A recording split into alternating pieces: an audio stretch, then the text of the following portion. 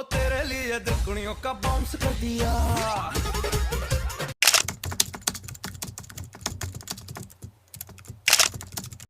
अब हम वो टॉपिक डिस्कस करते हैं जो बहुत बहुत बहुत बहुत इजी है, लेकिन बच्चे उसमें कंफ्यूज बहुत ज्यादा रहते हैं। क्या? Supplementary quantities. देखो, सप्लीमेंट्री क्वांटिटीज दो होती हैं, एक होता है प्लेन एंगल, एक होता है बेटा सॉलिड एंगल। अब एंगल एंगल तो सब पब्लिक ने सुना है, ये सॉलिड एंगल क्या सॉलिड चीज से बना होता है? देखो, प्लेन एंगल तो बहुत आसान होता है। प्लेन एंगल क्या होता है? टू डायमेंशनल होता है बेटा। टू डायमेंशनल जैसे आप अपनी कॉपी पे लिखते हो, जैसे मैंने बोर्ड पे लिख दिया, ये वाला एंगल कुछ थीटा नाप दिया आपने, ये प्लेन एंगल कहलाता है। इसकी यूनिट और याद रखना बस, रेडियन। इसको शॉर्ट में RAD से लिखा जाता है। अब कंफ्यूजन आता है सॉलिड एंगल के मामले में। सॉलिड एंगल थ्री डायमेंशनल चीज होती है। अब मैं आपको इसको एक एग्जांपल की मदद से सिखा सकता हूं कि जैसे मान लो आपने फोन ले लिया, तो फोन का मान लो मैं कह रहा हूं इस पॉइंट पर एंगल आपको नापना है, तो आप कैसे नापो? मैं कहूंगा इस डॉट पर इस फोन का एंगल नापो। तो आप क्या करोगे? एक लाइन यहां से खींचोगे, एक लाइन यहां से खींचोगे, एक लाइन नीचे से खींचोगे, एक लाइन यहां से खींचोगे और कहोगे सर ये जो बीच में जो एंगल बन रहा है ये वाला एंगल है इसका।